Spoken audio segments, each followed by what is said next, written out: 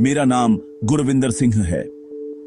2022 में मैंने अपने घर भारत से पुर्तगाल तक का सफर तय किया। अपने साथ सिर्फ अपना सामान ही नहीं, बल्कि अपने परिवार की बेहतर भविष्य की उम्मीदों का भी बहुत बड़ा बोझ लेकर आया।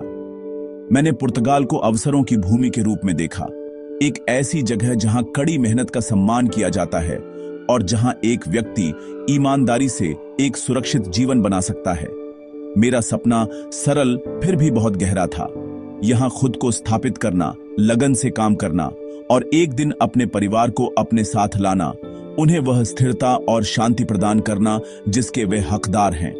मुझे इस देश के वादे, इसके लॉओं और इसके लोगों पर विश्वास था और मैं इस नए समाज में अपना सब कुछ योगदान करने के लिए तैयार होकर आया था, जिसे मैं अपना घर कहना चाहता था। अपने आगमन पर मैंने यहाँ लॉवी रूप से रहने और काम करने के लिए जरूरी हर एक नियम और कानून का पालन करना अपनी पहली प्राथमिकता बनाई। मैं अंधेरे में नहीं रहना चाहता था। मैं शुरुआत से ही समुदाय का एक दृश्य योगदान करने वाला सदस्य बनना चाहता था। मैंने तुरंत एक्सप्रेशन ऑफ इंटरेस्ट के माध्यम से निवास के लिए आवेदन करने की प्रक्रिया शुरू कर दी। यह एक लॉवी रास्ता था जिसे पाकर मैं आभारी था। मुझे एक औपचारिक वर्क कॉन्ट्रैक्ट मिल गया, जो पहला बड़ा कदम था। उसके बाद मैंने अपना सोशल सिक्योरिटी नंबर प्राप्त किया और अपना फाइनेंस नंबर भी, यह सुनिश्चित करते हुए कि मेरे पेशेवर जीवन का हर हिस्सा पुर्तगाली अधिकारियों के पास ठीक से पंजीकृत हो, जैसा कि होना चाहिए। मैं समझता था कि निवासी होने का मतलब जिम्मेदारियां लेना है और मैंने इसे पूरी तरह से अपनाया। जिस पल से मैंने काम करना शुरू किया, मैं एक लगातार और वफादार करदाता रहा हूं। हर महीने मेरे सोशल सिक्योरिटी के योगदान बिना किसी चूक के काट लिए जाते थे और हर साल मैंने अपना वार्षिक IRS कर दाखिल किया और भुगतान किया। उन सार्वजनिक सेवाओं में योगदान दिया जिनसे इस देश में सभी को लाभ होता है। मुझे इस बात पर गर्व था, यह जानते हुए कि मैं अपने नए देश से सिर्फ ले नहीं रहा था, बल्कि सक्रिय रूप से वापस भी दे रहा था। मैं यहां शांति से रहा हूं, लॉओं, अपने पड़ोसियों और पुर्तगाल की संस्कृति का सम्मान करते हुए, यह मानते हुए कि मेरी प्रतिबद्धता को बदले में पहचाना और महत्व दिया जाएगा। यह सावधानीपूर्वक चरण दर चरण प्रक्रिया मेरे लिए सिर्फ एक लॉवी औपचारिकता से कहीं ज्यादा थी। यह एक नया जीवन बनाने जैसा था, ईंट ईंट करके। मुझे हर मिला हुआ दस्तावेज, हर किया गया कर भुगतान मेरे परिवार के लिए बनाए जा रहे भविष्य की नींव में रखी गई एक और ईंट जैसा लगता था। यह सपना सिर्फ मेरी अपनी सफलता के बारे में नहीं था, बल्कि अपने प्रियजनों के लिए एक सुरक्षित ठिकाना बनाने के बारे में था। मैंने कल्पना की थी कि वे इन्हीं गलियों में चलेंगे, पुर्तगाल की धूप की गर्मी महसूस करेंगे और जानेंगे कि वे यहीं के हैं, कि उनका भविष्य सुरक्षित है, क्योंकि मैंने इस स्वागत करने वाले देश में ईमानदारी का रास्ता चुना था। 3 सालों तक पोर्चुगल में मेरी लाइफ हार्डवर्क और पक्के फोकस से भरी थी। मेरे दिन लंबे होते थे, अक्सर फिजिकली डिमांडिंग काम से भरे होते थे, लेकिन मैंने एक बार भी शिकायत नहीं की। पसीने की हर बूंद उस सपने में एक इन्वेस्टमेंट थी जिसे मैंने अपने दिल के बहुत करीब रखा था। मुझे पता था कि स्टेबिलिटी ऐसे ही नहीं मिलती, इसे लगन और मेहनत से कमाना पड़ता है। मुझे अपने काम में एक पर्पस मिला, यह जानकर कि हर पेचेक के साथ मैं सिर्फ अपना ही सपोर्ट नहीं कर रहा था, बल्कि रेजिडेंसी के लिए अपने एप्लीकेशन को भी मजबूत कर रहा था।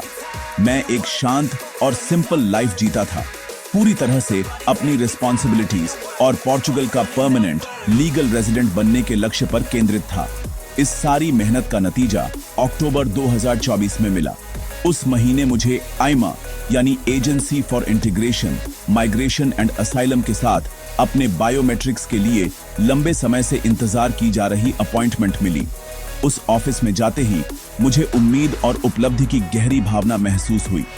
यह आखिरी कदम था, वह पल जिसके लिए मैं आने के दिन से ही काम कर रहा था। मैंने सभी सवालों के जवाब दिए, अपनी फोटो खिंचवाई और अपने फिंगरप्रिंट्स दिए। अपॉइंटमेंट से निकलते हुए मेरा दिल खुशी से हल्का हो गया था, यह मानते हुए कि मेरे रेजिडेंस परमिट का मिलना अब सिर्फ एक फॉर्मेलिटी थी, कुछ और हफ्तों का इंतजार। मेरे मन में रेजिडेंसी कार्ड सिर्फ प्लास्टिक का एक टुकड़ा नहीं था, यह एक्सेप्टेंस का सिंबल था, एक ऐसी चाबी जो मेरी लाइफ के एक और स्टेबल और सिक्योर चैप्टर को खोल देती। इसका मतलब था कि मैं आखिरकार अपने फैमिली को मेरे साथ ज्वाइन करने के लिए कॉन्क्रीट प्लान्स बनाना शुरू कर सकता था, ताकि हमें अलग करने वाली दर्दनाक दूरी खत्म हो सके। मैंने उनके चेहरों पर खुशी, उनकी आवाज में राहत की कल्पना की जब मैं आखिरकार उन्हें बता पाता कि हमारा लंबा इंतजार खत्म हो गया है। यह परमिट मेरे इंटीग्रेशन, मेरी मेहनत और पोर्चुगल के प्रति मेरी कमिटमेंट की ऑफिशियल रिकॉग्निशन था, और मैं इसे अपने पूरे मन से चाहता था। मेरे बायोमेट्रिक्स अपॉइंटमेंट के बाद का समय एंटीसिपेशन से भरा था। मैंने उतनी ही मेहनत से काम करना जारी रखा, लेकिन अब एक नए ऑप्टिमिज्म के साथ। फ्यूचर टेंजिबल पहुंच के भीतर लग रहा था। मैंने खुद को एक ऐसी लाइफ के सपने देखने की अनुमति दी जहां मेरा फैमिली और मैं साथ थे, अपनी फ्यूचर को उस सॉलिड ग्राउंड पर बना रहे थे जिसे मैंने इतनी मेहनत से तैयार किया था। मैंने कानून का पूरी तरह से पालन किया था, समाज के लिए अपना ड्यूज चुकाए थे और धैर्यपूर्वक कॉम्प्लेक्स ब्यूरोक्रेटिक प्रोसेस को नेविगेट किया था। मुझे पूरा विश्वास था कि मेरी कोशिशों का फल मिलेगा और पोर्चुगल में एक स्टेबल लाइफ का मेरा सपना हकीकत बनने वाला था। नोटिफिकेशन अचानक आया, अप्रूवल लेटर के रूप में नहीं, बल्कि एक ठंडे ब्यूरोक्रेटिक मैसेज के रूप में आया।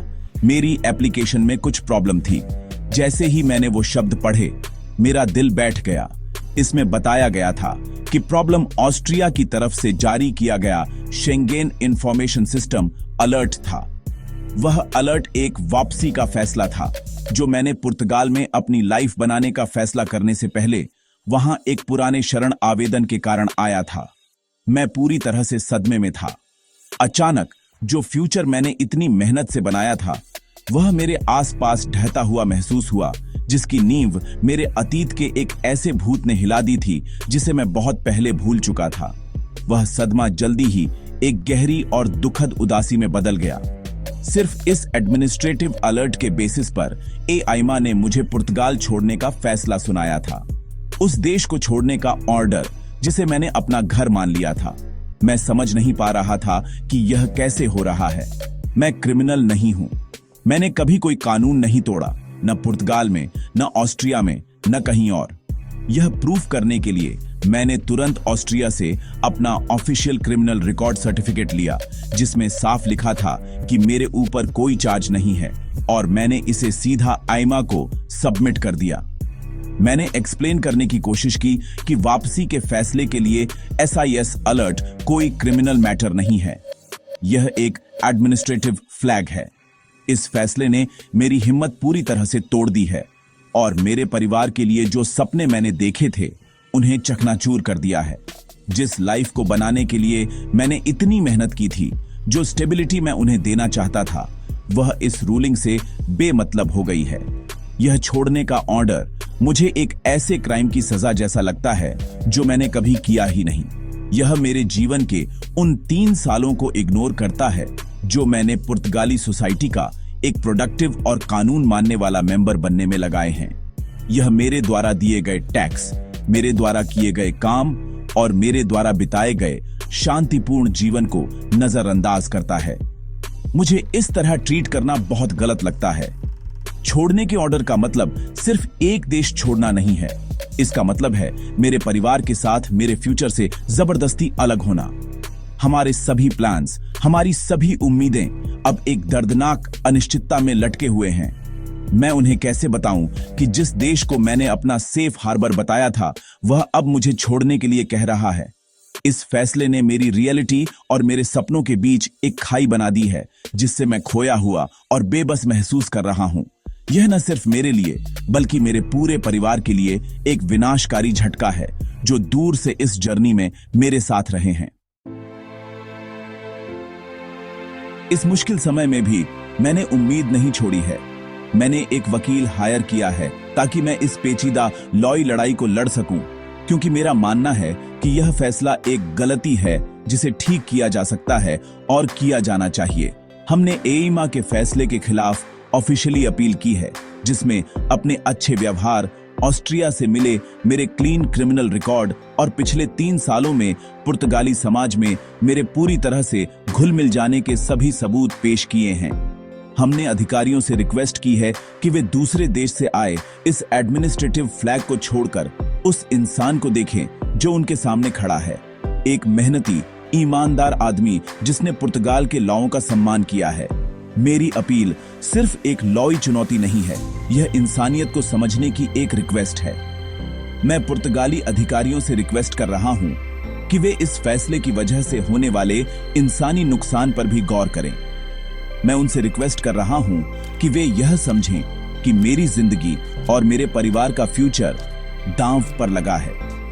मुझे यहां बनाई अपनी जिंदगी से दूर करने का कोई सही मकसद नहीं है।